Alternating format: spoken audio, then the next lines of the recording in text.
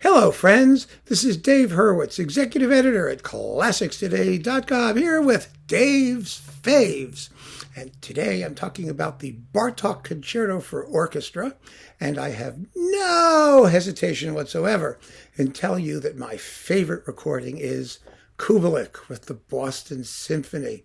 I don't think I've ever heard anything that came close to this. I mean, there are wonderful, wonderful recordings of this piece.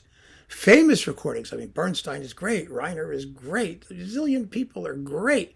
But this, oh boy. Boy, is this great. You know, Kubelik, this was sort of a Kubelik specialty. He recorded it a couple of times. But beyond that, Boston Symphony. Boston Symphony was the hometown team. You may recall that the work itself was a sort of a joint commission between like Reiner and Kusevitsky and all of those people when Bartók was terminally ill.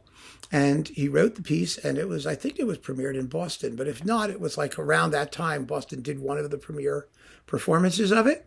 And Kusevitsky recorded it, and it's in their bloodstream. It truly is. And, they've recorded it a bunch of times, of course. What sort of got me is that, Kubelik did it on DG, so DG didn't want Ozawa to do it. And then Ozawa did it on Phillips, and it was so desultory. Is that the word? Desultory. It was just, ugh. It wasn't good at all. First of all, it used the original ending, which is terrible. Bartók was one of those composers who really never knew how to end anything.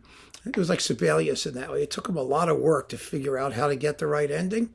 And some of his pieces, as you probably are aware, have multiple endings, like the violin concerto or the first piano concerto. I mean, he had issues getting those final bars in their proper place.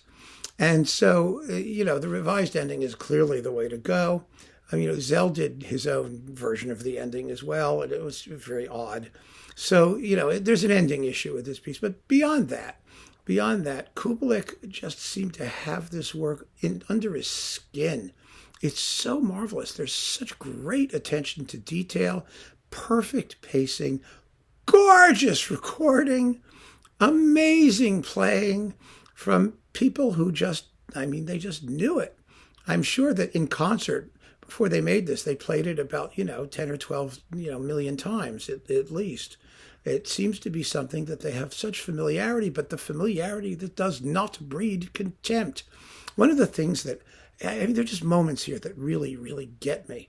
The whole slow movement is just incredibly moving. Also, the finale. The finale is that perpetual motion, whirling thing in the strings. But underneath it, the horns are doing a sort of arpeggiated womp, womp, womp, womp, womp, womp, womp, womp, womp, womp, womp. And it's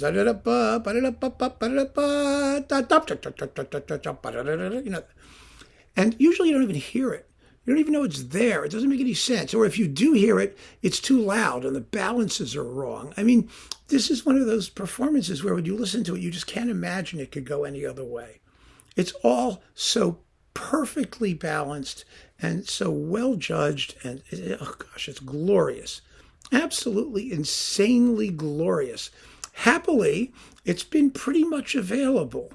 I mean, one way or another. I mean, of course, it's in the big Kubelik box, and this is the DG Galleria reissue, which you can usually find even still around in various ways. It's coupled with the Miraculous Mandarin Suite with Ozawa, which is not a slouchy performance by any means. It's quite good, but really, this is the thing. This is the reason you get it.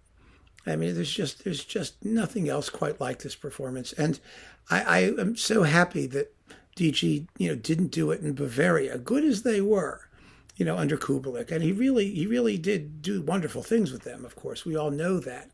But this was Bartók's American masterpiece, if you want to call it that, written for these orchestras. And the best performances, generally speaking, are, I have to say, in all honesty, done by these American orchestras. It's not that the other ones haven't been great. The Schulte LSO one is fabulous. Karajan did some great ones with Berlin, not the early ones, not the EMI stuff, but his DG one is very, very beautiful. It's Karajanized, but it's very beautiful. Mazel did a really good one also in Berlin. So yeah, I mean, lots of people do it well. I mean, Dorati did it with Concerto. I mean, every orchestra now can play it very, very well.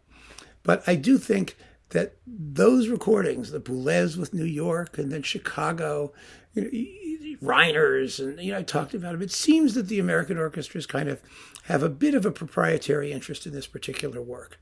I could be wrong, but that's just based on listening to hundreds of recordings of varying degrees of excellence. So my choice for the Bartók Concerto for Orchestra, Dave's fave, is Rafael Kubelik with the Boston Symphony. You can't go wrong. You just can't. Keep on listening, my friends. Take care.